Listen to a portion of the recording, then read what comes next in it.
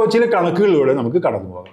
അതായത് കേരളത്തിലെ 2010-11 കണക്ക് ഒ പി രവീന്ദ്രൻ നൽകുന്നുണ്ട്. അദ്ദേഹം പറയുന്നത് ഇൻസ്റ്റിറ്റ്യൂഷണൽ വൈസ് പരിശോധിക്കുകയാണെങ്കിൽ കേരളത്തിൽ 79.36% കോളേജുകൾ എയ്ഡഡ് സ്ഥാപനങ്ങളാണ്. അത് കോളേജുകളുടെ കാര്യത്തിൽ 79.36% എയ്ഡഡ് സ്ഥാപനങ്ങൾ, സർക്കാർ സ്ഥാപനങ്ങൾ വളരെ കുറവാണ്.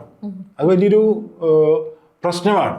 അപ്പോൾ അത് ഇനി ഹൈസ്കൂള്, UP, LP വന്നു കഴിഞ്ഞാൽ അത് 58%, 66%, 61% ഇങ്ങനെ പോകും. എന്ന് പറഞ്ഞാൽ 50%-ത്തിനേക്കാൾ വളരെയേറെ കൂടുതലാണ് എയ്ഡഡ് സ്ഥാപനങ്ങളുടെ സ്ഥിതി. അപ്പോൾ ഈ സ്ഥാപനങ്ങളിലാണ് നമ്മുടെ നാട്ടിലെ മുഴുവൻ ദളിത് അടക്കമുള്ള വിദ്യാർത്ഥികൾ പഠിച്ചുകൊണ്ടിരിക്കുന്നത്.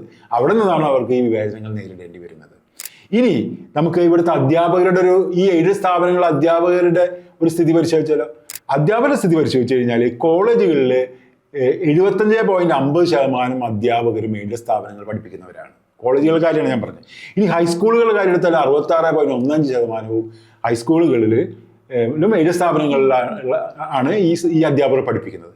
അതുപോലെ UP സ്കൂളാണെങ്കിൽ 69.42, LP സ്കൂളാണെങ്കിൽ 63.16. എന്ന് പറഞ്ഞാൽ എയ്ഡഡ് സ്ഥാപനങ്ങളിലെ നമ്മളുടെ 66.59% അധ്യാപകരും പഠിപ്പിക്കുന്നത് എയ്ഡഡ് സ്ഥാപനങ്ങളാണ്. ഇതിൽ ഒരു വ്യത്യാസമുള്ളത് സർക്കാർ സ്ഥാപനങ്ങളാണ്. കാരണം സർക്കാർ സ്ഥാപനങ്ങളിൽ നിർബന്ധമായും സംവരണം നടപ്പിലാക്കുന്നതുകൊണ്ട് ഇവിടെയൊക്കെ ഒരു പരിധിവരെ ഈ ദളിത് അനധ്യാപകർക്കും സ്ഥാനമുണ്ട്. മറ്റ് സ്ഥാപനങ്ങളൊന്നും സ്ഥാനമില്ല.